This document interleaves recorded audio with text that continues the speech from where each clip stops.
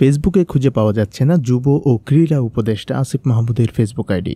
এছাড়া বৈষম্য বিরোধী ছাত্র আন্দোলনের আহ্বায়ক হাসনাত আবদুল্লাহ, জাতীয় নাগরিক কমিটির মুখ্য সংগঠক সার্জিস আলম, ঢাবি শিবিরের সভাপতি সাদিক কায়েম, ছাত্রনেতা সৈয়দ আবদুল্লাহ সহ বৈষম্য বিরোধী ছাত্র আন্দোলনের সঙ্গে সম্পৃক্ত আরও অনেকের ফেসবুক আইডি খুঁজে পাওয়া যাচ্ছে না। এ বিষয়ে সৈয়দ আবদুল্লাহ জানান, গতকাল বিকেলে হঠাৎ একটি মেসেজ পেলাম যে আমার আইডি ডিসেবল করে দেওয়ার চেষ্টা করা হচ্ছে।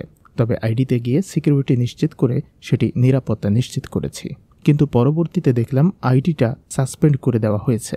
আওয়ামী লীগের সাইবার টিম এ ঘটনায় জড়িত রয়েছে দাবি করে তিনি বলেন, আইডি সাসপেন্ড হওয়ার পর তাদের বিভিন্ন পেজ থেকে আমরা যারা আন্দোলনে ছিলাম তাদেরকে টার্গেট করে এটা করা হয়েছে বলে জানতে পেরেছি। এজন্য আজকেও অনেকের আইডি সাসপেন্ড হয়েছে জানতে পেরেছি। ফেসবুকে রিপোর্ট করে আওয়ামী লীগের সংঘবদ্ধ চক্র এটি করেছে বলে তিনি এ সময় দাবি করেন। এদিকে এ ঘটনার পর বৈষম্য বিরোধী ছাত্র আন্দোলনের অনেক নেতা তাদের ফেসবুক আইডি ডিঅ্যাক্টিভ রেখেছেন। জানা গেছে, crack platoon Bangladesh cyber force নামে একটি পেজ থেকে বৈষম্য বিরোধী ছাত্র আন্দোলনে যুক্ত থাকা অনেকের আইডি ও পেজ ডিসেবল করা হয়েছে বলে দাবি করা হয়েছে।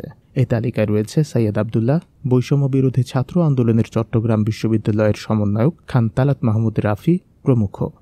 জবাবদিহি ডেস্ক রিপোর্ট।